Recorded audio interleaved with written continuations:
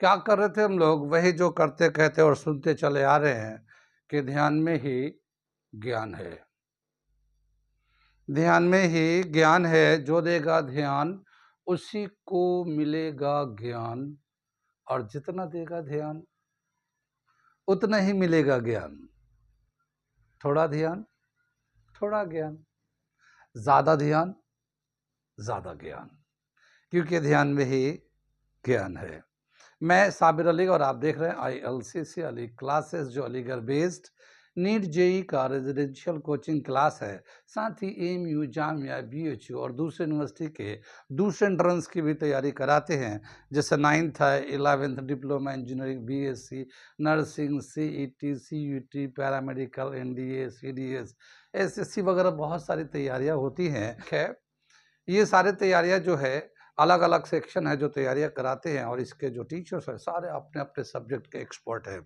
तो वो लोग जो लोग तैयारी करना चाहते हैं कांटेक्ट कर सकते हैं। ऑनलाइन ऑफलाइन दोनों ही मोड अवेलेबल है। ठीक है, तो हम लोग क्या कर रहे थे?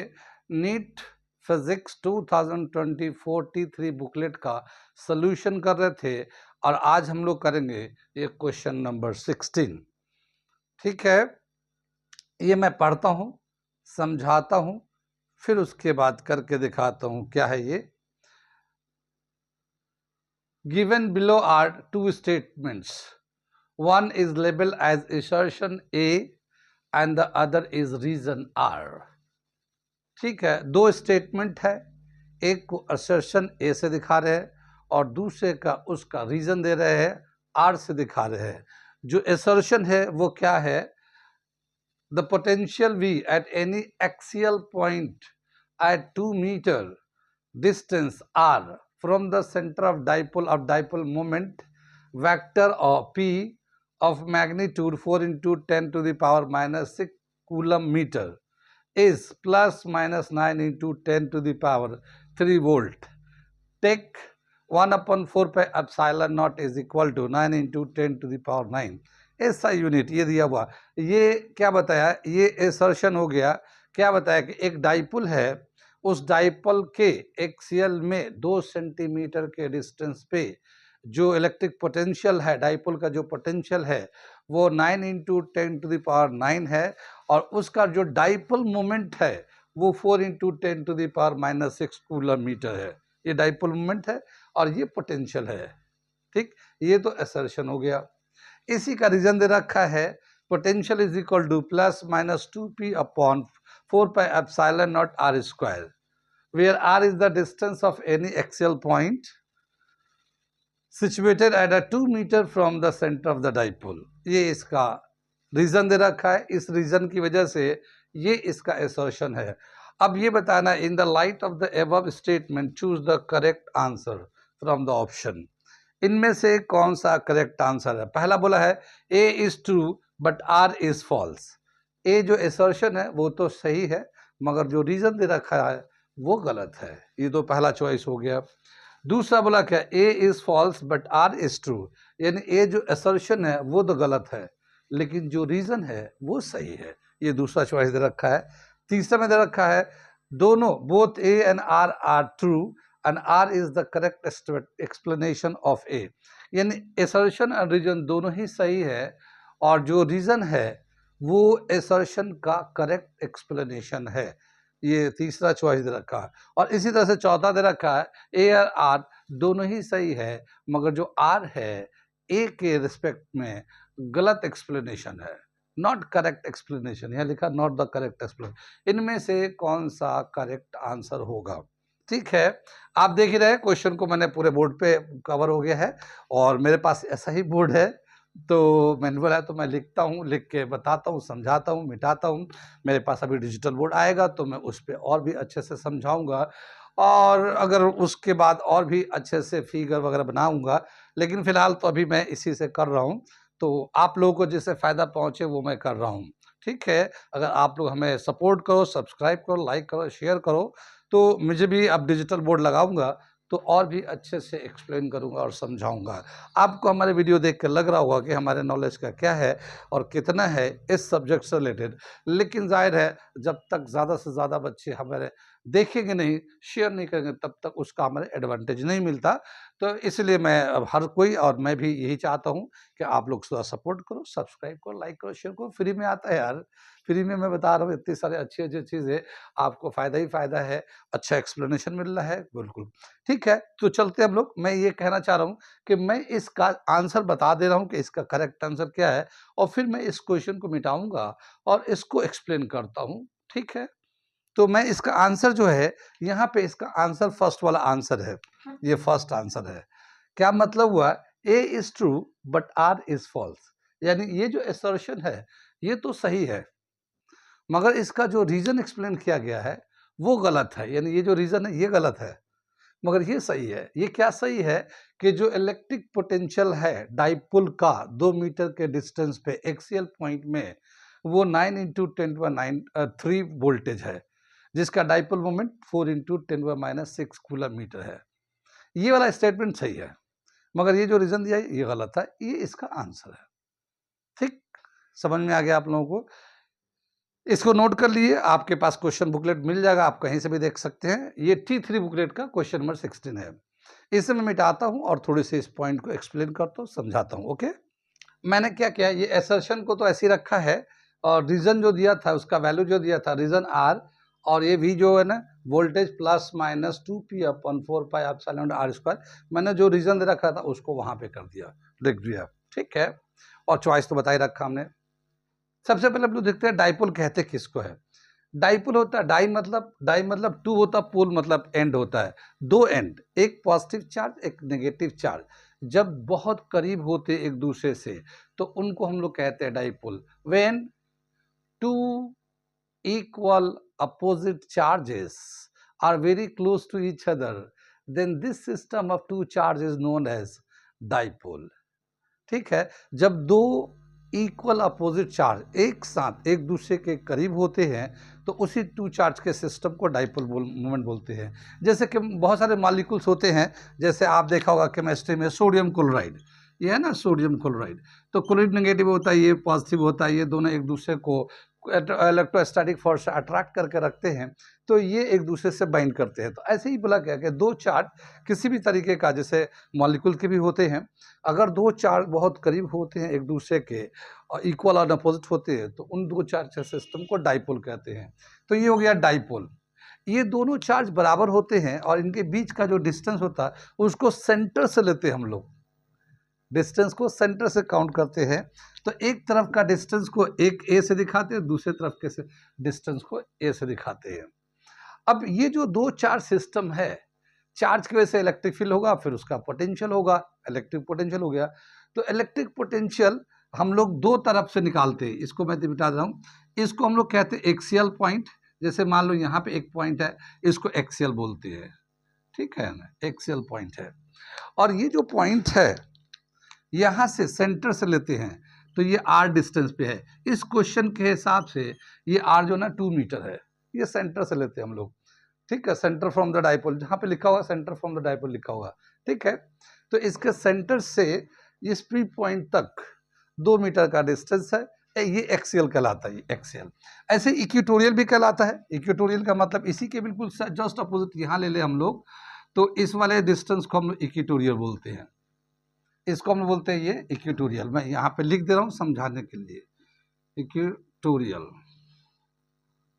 ठीक है ना, इक्वेटोरियल पॉइंट। ये भी पी होता है, तो यहाँ पे भी पोटेंशियल निकाल सकते हैं, यहाँ पे भी पोटेंशियल निकालते हैं, लेकिन क्वेश्चन के हिसाब से हमसे बोला है कि इसका यहाँ पे कितना इलेक्ट्रिक पोटेंशियल होगा वो निकालिए। कितनी बात सुन में, यहाँ से जो डिस्टेंस है आर, ये मीटर में है, और ये डाइपोल का जो बीच का डिस्टेंस होता है वो तो छोटा होता ही है, उसके ऊपर वो हाफ यानी ए बहुत ही छोटा होता है, तो हम लोग उसको आर के रेस्पेक्ट में बहुत छोटा होने की वजह से नेग्लेक्ट कर देते हैं, ठीक है। डाइपोल से ये जो दो चार्ज हैं, इनका डाइपोल मोमेंट क्या होता है, ये डाइपोल मोमेंट क्या होता है, ये हम लोग डाइपोल मोमेंट को दिखाते हैं पी से, ये पी से दिखाते हैं। ये एक वेक्टर क्वांटिटी है, इलेक्ट्रिक फील्ड का डायरेक्शन होता है, वेक्टर क्वांटिटी। इधर चार्ज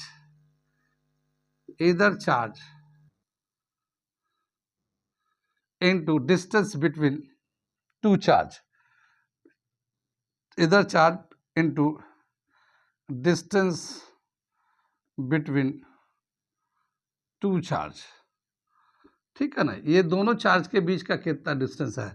अब इसमें जो चार्ज होगा, एक चार्ज को ले लिया कूलम, क्यू ले लेते हैं, ये प्लस भी हो सकता है माइनस भी हो सकता है, इन दोनों के बीच का डिस्टेंस कितना है 2a, ठीक है। तो ये यूनिट होता है कूलम मीटर, ये चार्ज के लिए कूलम और डिस्टेंस के लिए मीटर, तो कूलम मीटर इसका यूनिट होता है। तो इसको हम लोग पीस दिखाते हैं हम लोग डाइपोल मोमेंट को, और यहाँ पे जो वैल्यू दे रखा है 4 × 10⁻³ कूलम मीटर, ये सवाल में दे रखा है इतना डाइपोल मोमेंट, ये दे रखा है, ये हमें दे रखा है, ये एक वेक्टर क्वांटिटी है। कितनी बात समझ में आई? समझ में आ गया डाइपोल किसे कहते हैं, डाइपोल मोमेंट किसे कहते हैं, कैसे कैलकुलेट करते हैं। तो ये जो है, एक तो एक्सियल पॉइंट P है और इक्वेटोरियल पॉइंट P है, ये दो स्टैंडर्ड पोजीशन होता है। इसके अलावा हम लोग इलेक्ट्रिक फील्ड कहीं और निकालना चाहते हैं, जैसे मान लो हम अगर इलेक्ट्रिक फील्ड यहाँ पे निकालना चाहते हैं, यहाँ किसी जगह पर पॉइंट निकालना चाहते हैं, तो इसके सेंटर से ही डिस्टेंस लेते हैं, ये r डिस्टेंस लेते हैं, ठीक है। तो क्या बताया कि इसका जो है एक्सियल निकालो, इक्वेटोरियल निकालो, या किसी भी पोजीशन पे निकालना हो, उसका एक डराइव्ड रिलेशन दे रखा है इलेक्ट्रिक पोटेंशियल का, और वो क्या दे रखा है पोटेंशियल के लिए formula V = KQ × 2a upon r² - a² cos theta, ठीक है, cos थीटा। ये k जो है ना, k का वैल्यू जो होता है, इसको मैं ऐसे दिखा देता हूँ, 1/4πε0, ये एक फॉर्मूला है, पूरा मैंने लिख दिया इसको। किसी भी यानी इस डाइपोल से इसका इलेक्ट्रिक पोटेंशियल किसी भी जगह, यहाँ यहाँ यहाँ यहाँ कहीं पे भी निकालना चाहते हैं, इधर कहीं पे भी निकालना चाहते हैं, तो उसका एक जनरल फॉर्मूला ये होता है 1/4πε0 Q × 2a cos theta upon r² - a²। ए जो है बहुत छोटा होने की वजह से, आर के रेस्पेक्ट में ए बहुत छोटा होता है, तो उसे नेगलेक्ट कर देते हैं, ठीक है। तो उसे नेगलेक्ट कर दो, सिर्फ r² बच जाएगा डाइपोल में, और यहाँ पे Q × 2a है, तो इसको हम लोग डाइपोल मोमेंट P से दिखा देंगे, ठीक है, इसको P से दिखा देंगे।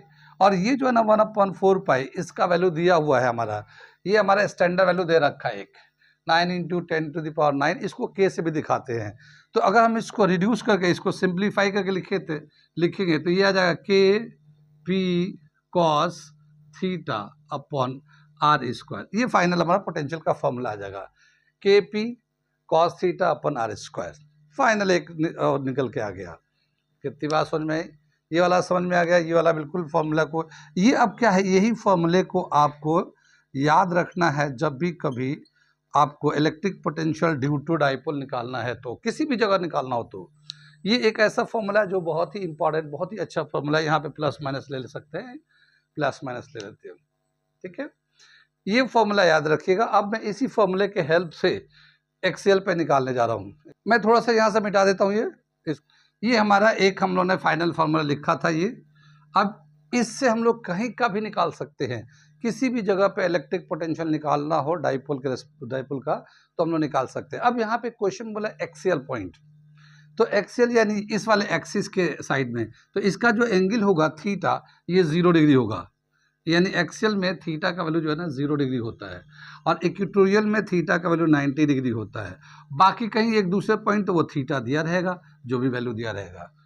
तो हमें यहाँ पे एक्सेल में निकालना है, तो cos 0 का वैल्यू डालेंगे, तो क्या हो जाएगा KP cos 0 डिग्री, यानी कि cos 0 का वैल्यू होता है 1, तो ये आ जाएगा KP अपॉन r², ठीक है, cos 0 का वैल्यू 1 होता है, तो ये हमारा आ गया KP अपॉन r²। अब KP अपॉन r², ये जो है, ये इन्होंने KP को हम लोग कैसे लिख सकते हैं, K को कैसे लिख सकते हैं 1/4πε0, 1/4πε0 Q अपॉन r², हम लोग ऐसे भी लिख सकते हैं इसको। तो ये जो रीज़न लिखा था, कि जो रीज़न है पोटेंशियल का फॉर्मूला होता है 2P अपॉन 4πε0 r², तो ये 4πε0 r² नीचे तो ठीक है, ये सॉरी ये P है ये, ठीक है ना। जो फॉर्मूला डाइपोल से जो इलेक्ट्रिक पोटेंशियल होता है एक्सियल में, वो है 2P dipole moment upon 4πε0r², ये उसको रीजन में बताया था, लेकिन एक्चुअल में क्या है 1/4πε0p/r², ये 1 है, ये 2 नहीं है, 2 नहीं है। तो इसीलिए वो रीजन जो है ना गलत है, जो रीजन दिया गया कि ए तो सही है मगर बी जो है ना फॉल्स है, क्योंकि वो जो रीजन बताया जा रहा है वो गलत है, ये वाला सही है। ठीक, अब इसके हेल्प से हम लोग पोटेंशियल निकालते हैं एक्सेल पे 2 मीटर के डिस्टेंस पे, तो वैल्यू डाल के कैलकुलेट कर देते हैं।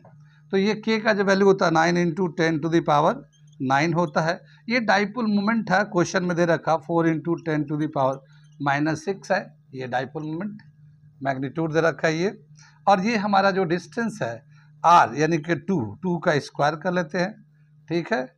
तो ये 4 इससे कैंसिल हो जाएगा, ये 9 बच जाएगा और 10 9 है और -6 है, तो ये 9 × 10⁻3 वोल्ट, ये प्लस माइनस में आ सकता है ये वोल्टेज का। और यही हमें वैल्यू दिया हुआ है यहाँ पे कि इतना वैल्यू होता है। तो ये तो रीजन बिल्कुल, असर्शन बिल्कुल सही है, ठीक है। 9 × 10⁻9 बिल्कुल सही आंसर आ रहा है, लेकिन इसका जो रीजन बताया जा रहा है कि ये 2p होता है, 2p नहीं होता, ये 1p ही होता रहता है। कितनी बात सुनिए, कहाँ समझ में आई ये, कहाँ समझ में आई ये रीजन और एक्सर्शन, ये समझ में आ गया ये।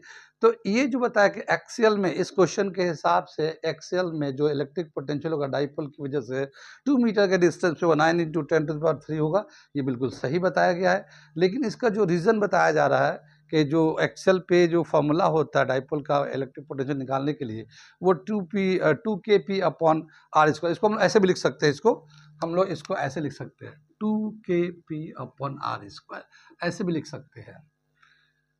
तो इन्होंने बताया कि 2kp/r² होगा, लेकिन ऐसा नहीं है, वो 1kp/r² होता है एक्सियल पे। कहाँ तक समझ में आया ये?